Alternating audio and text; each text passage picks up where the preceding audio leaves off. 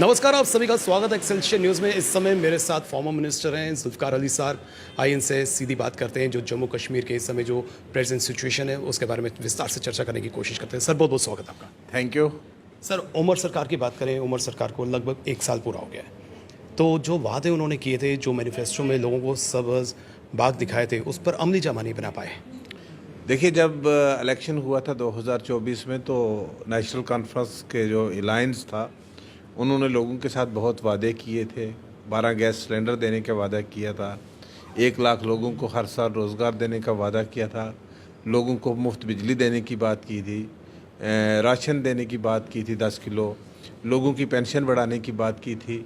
लेकिन अनफॉर्चुनेटली पिछले 1 साल में जब भी लोग उनसे उन बेसिक इश्यूज़ की बात करते हैं, तो सरकार यही कहती है कि हमें स्टेटहुड नहीं है। अब उनको इस बात का जवाब देना चाहिए कि जब उन्होंने चुनाव लड़े थे, उस वक्त हमारे पास कौन सी स्टेट थी। उन्होंने जब इलेक्शन ही यूनियन टेरिटरी में लड़ा था, तो यूनियन टेरिटरी में स्टेटहुड का तो क्वेश्चन अराइज ही नहीं होता। जो काम उनको रूटीन में करने होते हैं, जैसे एमएलएज की सैलरी बढ़ाने की बात हो, एमएलएज के लिए स्कॉर्पियोज खरीदने की बात हो, अपने लिए फॉर्च्यूनर गाड़ियाँ खरीदने की बात हो, या और ट्रांसफर्स की बात हो, केएस अफसरों की हर दिन हम देखते हैं 150 ऑफिसर्स की ट्रांसफर्स लिस्ट निकलती है, तो वहाँ तक अख्तियारात उनके पास हैं। लेकिन जब लोग अपने मसाइल की बात करते हैं, जब लोग अपनी डिमांड को पेश करते हैं, जब लोग अपनी बात करते हैं, तो उस वक़्त ये लोगों को सिर्फ स्टेटहुड का एक बुलेट प्रूफ जैकेट पहन के लोगों को दिखाते हैं।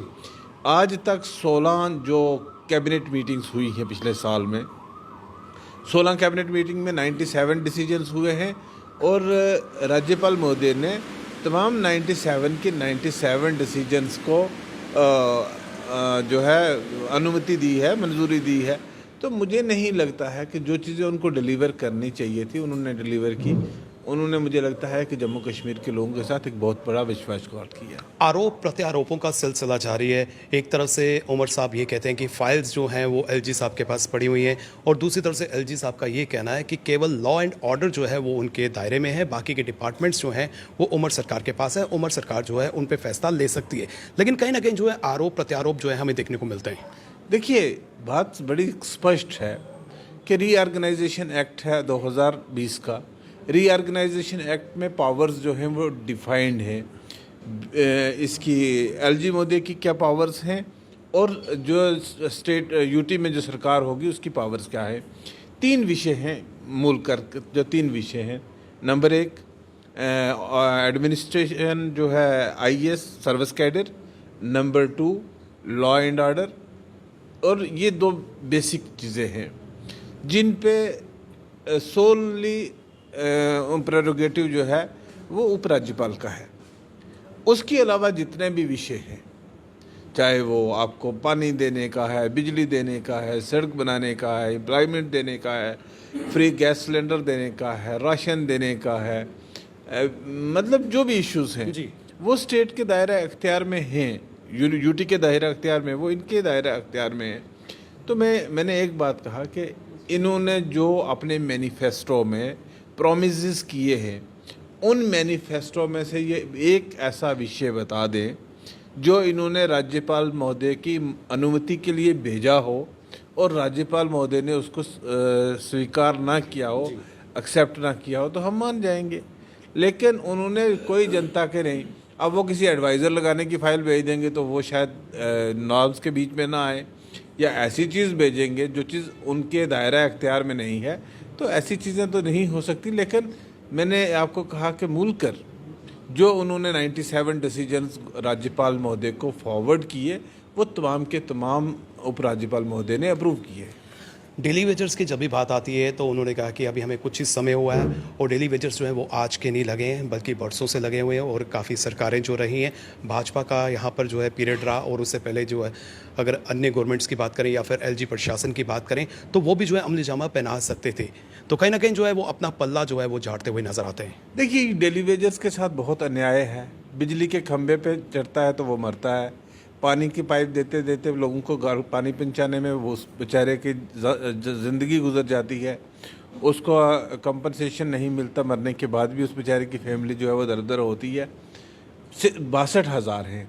मैं नहीं किसी सरकार को कसूरवार नहीं ठहराऊंगा, लेकिन 62,000 लोग जो हैं वो तो लगे हैं, किसी भी सरकार ने लगाए हैं, सरकारों ने लगाए तो है ना, इसके लिए रिस्पॉन्सिबिलिटी तो सरकारों की है। तो मुझे लगता है कि उनके साथ नाइंसाफ़ी है, उनका मसला हल करना चाहिए। गवर्नमेंट एक कंक्रीट प्रपोजल लेके जाए, फाइनेंस डिपार्टमेंट, प्लानिंग डिपार्टमेंट तो इनके पास है, उसका एलजी महोदय से कोई लेना देना नहीं है। तो मुझे लगता है उनका बहुत डिज़र्व करते हैं, सबसे पहले उनका मसला हल होना चाहिए। भारतीय जनता पार्टी की बात करते हैं और जिस तरह से यहाँ पर चुनावी बिगुल भी बच चुका है, राज्यसभा की सीट्स की बात करें तो कहीं ना कहीं जो है भाजपा ने 3 सीट्स जो है नॉमिनेशन जो है वो भी सामने अनाउंस कर दी है। तो किस नज़रिए से देखते हैं कि कितनी सीट्स पर जो है भाजपा यहाँ पर जो है दबदबा बनाने जा रही है? क्योंकि अगर हम गिनती की बात करें तो कहीं ना कहीं जो है जिस तरह से उमर अब्दुल्ला ने भी कहा कि अगर भाजपा जो है वोट हासिल करने में जो है जीत हासिल करती है तो कहीं ना कहीं जो है हॉर्स ट्रेडिंग होगी। देखिए, मैं आपको एक बात बताऊं कि अर्थमेटिक अगर हम देखें तो भाजपा एग्जिट जीतती है, और वो क्लियर स्पष्ट है। अर्थमेटिकली मैं बात करूंगा, 3 सीटें एनसी को जाती हैं, अलायंस को जाती हैं, और एक जो है उन्होंने जो कांग्रेस के साथ किया है वो भी सबके सामने है कि कांग्रेस को उन्होंने किस तरीके से, मैं अब ऐसा वर्ड इस्तेमाल नहीं करना चाहूँगा, कि जो उनके साथ विश्वासघात, धोखाबाजी जो कांग्रेस के साथ की है एनसी ने, वो भी सारी दुनिया के सामने है। लेकिन मुझे लगता है कि विधायक जो हैं जिनको वोट डालने हैं, वो भी उमर साहब की परफॉर्मेंस जो 1 साल में हुई है उससे काफ़ी दुखी हैं। तो मुझे लगता है कि अपनी कॉन्शियस के अनुसार, क्योंकि इसमें राज्यसभा में विप तो होता नहीं है, अपनी कॉन्शियस के अनुसार वो वोट जो है वो मुझे लगता है कि बीजेपी के कैंडिडेट्स को करेंगे, और बीजेपी के कैंडिडेट्स की विनेबिलिटी के चांसेस ज़्यादा अच्छे लगते हैं। क्या लगता है पीडीपी, पीपल कॉन्फ्रेंस या इंडिपेंडेंट का सपोर्ट मिल सकता है? देखिए, अब ये तो मुझे नहीं पता है, क्योंकि इस इलेक्शन में राज्यसभा में विप नहीं होता है। जब पार्टीज़ का विप होता है तब उस वक्त they are born to vote according to the whip of the party, लेकिन राज्यसभा के चुनाव में डिफरेंट होता है, यहाँ विप नहीं होता। तो राज्यसभा के चुनाव में मुझे लगता है कि अपनी कॉन्शियस के अनुसार लोग वोट डालेंगे, क्योंकि जो 1 साल से लोगों ने नेशनल कॉन्फ्रेंस लेड गवर्नमेंट का मिस रूल देखा है जम्मू कश्मीर में, लोग उससे बहुत ज़्यादा दुखी हैं। भारतीय जनता पार्टी की अगर बात करें तो कहीं ना कहीं जब ये पॉपुलर गवर्नमेंट बनी तो भारतीय जनता पार्टी ने काफ़ी सीट्स ली, लेकिन जिस तरह से यहाँ पर एसटी को इंट्रोड्यूस किया गया, बावजूद उसके वहाँ से सीट जो है हासिल नहीं कर पाए। सुरेंद्र कुमार चौधरी ने बाजी मारी। क्या लगता है कि इसमें आपकी क्या असेसमेंट है कि कहाँ काम करने की अति आवश्यकता है ताकि जब अगले चुनाव होते हैं तो वो सीट भी जो है भारतीय जनता पार्टी के खेमे में आए? मैं एक ही बात कहना चाहूँगा इसमें, क्योंकि ये तो एक बहुत बड़ा वास्ट टॉपिक है जिस पे आपने बात की। हम सब ने इस पे इंट्रोस्पेक्ट भी किया है और कर भी रहे होंगे बहुत सारे लोग। इसमें सिंपल एक ही नेचुरल जो बात है वो ये है कि भाजपा के लीडरों को, मोदी के मंत्र को, सबका साथ, सबका विकास, सबका विश्वास और सबका प्रयास, अगर बीजेपी इसको रियल मायनों में बीजेपी के तमाम कार्यकर्ता इसको अडॉप्ट कर लेंगे तो आने वाला समय बीजेपी का है। और जम्मू कश्मीर में मुझे पूरी उम्मीद है कि बीजेपी एब्सोल्यूट मेजॉरिटी के साथ आ सकती है, प्रोवाइडेड कि हम मोदी जी के इस मंत्र को रियलिटी में अडॉप्ट कर पाए। आखिर में जिस तरह से बाई एनुअल भी हैं, यहाँ पर चुनाव हैं, नगरोटा की सीट है, बडगाम की सीट है, तो क्या लगता है कि भाजपा का क्या रहेगा, किस तरह का परफॉर्मेंस रहेगी? देखिए, जहाँ तक नगरोटा की सीट का तल्लुक है, इसमें तो मुझे नहीं लगता है कि कोई कंटेस्ट है, ये तो क्लियर सीट बीजेपी की है। राणा साहब का एक अपना भी बड़ा कद रहा है और वो बड़े सबसे ज़्यादा मतों के साथ वही इलेक्शन जीते थे। अनफॉर्चुनेटली वो हमारे बीच में नहीं रहे। बड़े कदावर लीडर थे और बहुत बड़ी वॉइस थी जम्मू की।